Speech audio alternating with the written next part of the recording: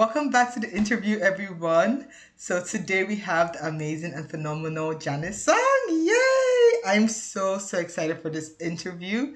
But before I yapper on, as I tend to do, please take your time to introduce yourself to the viewers or the listeners.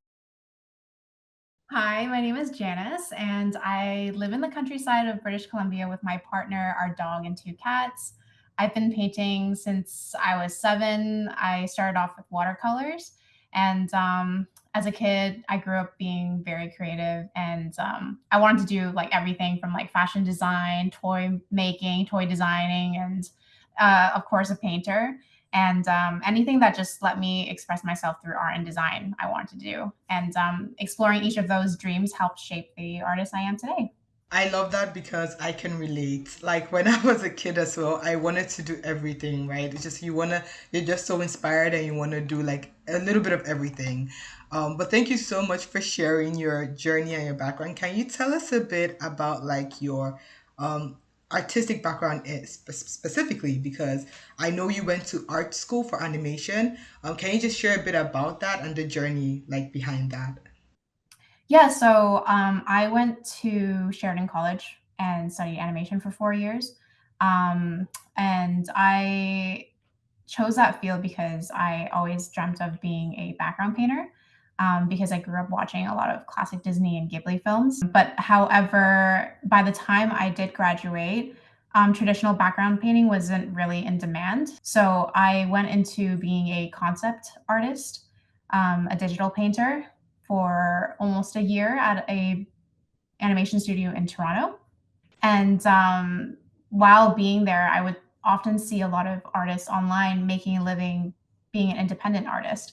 And I just thought, if they can do it, why can't I? Because I wasn't really fulfilled creating art in an animation studio because the art was never for myself. It was always for clients, and I was always making other people's visions come true and not my own. And so I ultimately decided to pursue my own art path independently, and I quit my job with my partner after a year, and the rest is history.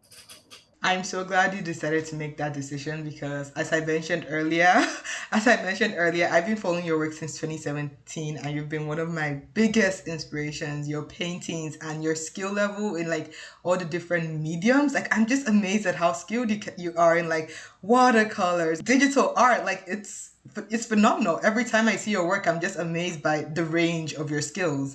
I actually wanted to ask because you decided to chase a career in independent art. Tell us a bit about the journey and your experience as an independent artist, like working with clients, galleries, publishing. Like, how was that experience like? And can you just share a bit about that? Yeah, so being an independent artist, I would say, first of all, is very incredibly fulfilling. It definitely has its challenges. Like most of the time, my work hours feel more like 24/7 than a typical 9 to 5, just because I'm also not only doing client work, I'm doing my own work, and I'm also running my own shop. So it's a lot of like you're taking on a lot of roles. Like you're a business manager, you're a fulfillment center, So that can be a lot sometimes, and it comes with its own challenges. And as for the galleries, that is also an incredible experience. After years of hard work, having a gallery show definitely felt like a dream, and meeting people who appreciated my work for so many years face to face and seeing my original art sell is also really incredibly rewarding. So definitely a lot of pros, and I can't really say there's many cons at all. Honestly speaking, like it's a huge decision to make to decide to go independent, right? But it's definitely very fulfilling, like you mentioned, to be able to like also work out your own hours and stuff. But I can imagine because it's something that you're so passionate about, it's very easy to. Because I hear a lot of other independent artists say this. It's very easy to like lose that balance between work and like life because you kind of have passion. This is something you love doing, and it's sometimes like spills into your personal life where you can't really draw the line between okay, this is work and I need to stop doing this right now, especially when making art. Which actually leads us perfectly to the next question. I wanted to ask, do you have any advice for like task management and balancing work with creating time for making personal work? Because at the end of the day, I can imagine there's a lot of like non-art related things you have to do. Like you said, you wear a lot of hats. You're the fulfillment person, the, customer service, everything. How do you balance, how do you juggle all these tasks, and how do you make time for personal work um, while doing all this? So I will say first and foremost that the work sometimes doesn't feel much like work just because I really do enjoy doing all of those things. I enjoy being like a business owner and I enjoy like taking on those roles. And from the very beginning, I would say that my main goal was always to be able to make a living through making my own creations rather than someone else's vision. So I'm lucky to have found a community that does really value my personal work and encourages my own creative journey. Aside from like running my shop, I don't really have trouble balancing and creating time for personal art because I really do put that as my priority. And as for client work, I don't take anything that doesn't align with my personal creative vision. So even with client work, I do want to make sure like I have a lot of creative freedom. And if they don't give me that, I don't usually work with them. So yeah. I think that's an amazing decision because it also shows in your work. Like even your client work feels like a Janice work. It feels like so authentic to you. I find that some artists or some beginners find themselves like because they want to get the job, they bend to client work that doesn't really match their style or their like a vision or like what they stand for, and it's so different. You can feel it. But when I see your client work, it always feels just like it looks like something you would have like done, this time. Right. And I find that Personal. really exactly. I love that absolutely.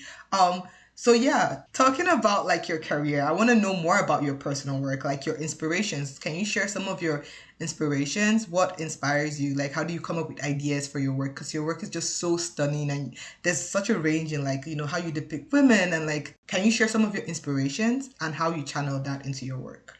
Yeah, so I moved to BC from or British Columbia from Toronto just 2 years ago almost, and the main reason why we moved is because of the nature here and because my work is so heavily inspired by nature. Living surrounded by such beauty is like a constant source of inspiration for me, and like just the peaceful environment alone also helps like clear my mind and help me immerse in the process when I paint. As for technique, I've always been inspired by paintings from the Renaissance, Baroque, and Art Nouveau era, and I try to replicate those techniques in my own work. And some artists that have always inspired me include Gustav Klimt and Ferdinand Keller. And almost like every year that goes by, I have like a new inspiration. That's why you'll see my style change quite a bit, quite often. And that's because like I am always inspired by new artists and new techniques. You mentioned that you're inspired by like the classical artists and the Baroque, and it's so crazy how much detail you put in your work. Every time I see that, it reminds me of like the old masters, like how they put so much detail into like so once again just amazed by your crafts in general. And as you mentioned, when it comes to changing styles, I think it's more like an expression, right? Like even when your style is more stylized, more graphic, more how do I put this, detailed, it all still feels like you. Like, and it's what I find very interesting about your work is that I like once again like it feels like your work even when you use a different medium, when you use a different style in quotation. It's really, I just love that how expressive you are. So yeah, beautiful. Thank you so much for sharing. So moving on to the book. You recently contributed to Three Total's newest book, which is a tribute to Hokusai. Can you tell us a bit about your contribution to the book? Yeah, so I had the opportunity to reinterpret a piece by Hokusai, and as I was like looking through all his work, one of his pieces titled "Myna, Bird, and Trees" really stood out to me.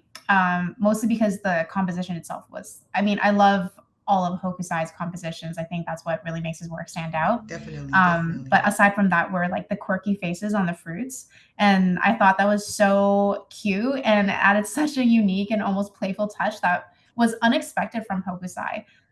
So I had so many ideas instantly that I knew I had to like choose this piece to reinterpret.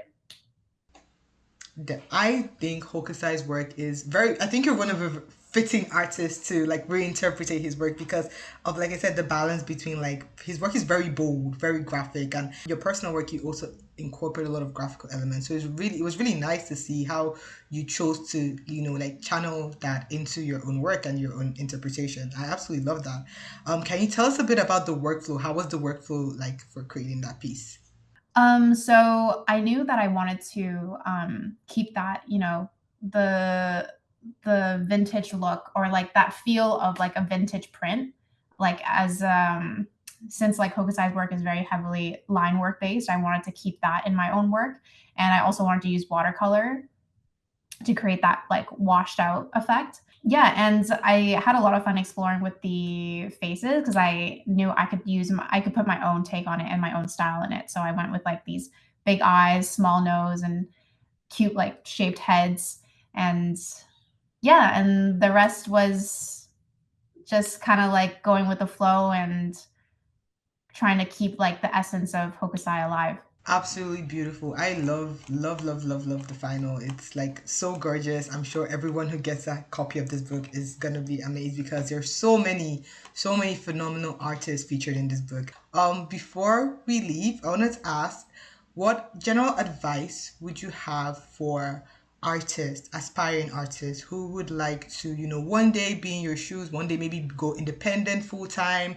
Just tell us, just share an advice with that for us. Thank you. Yeah, I think it's very important to set clear goals and to also dream big, and make sure your actions align with achieving those dreams. For example, let's say your goal is to have like a gallery show. Start building a cohesive series of paintings and create with the future you envision in mind, and don't lose sight of your passion along the way. Absolutely, absolutely. I 100% agree. At the end of the day, it really has to do with what you want to achieve and what direction you want to take your career. So, yeah, thank you so, so much.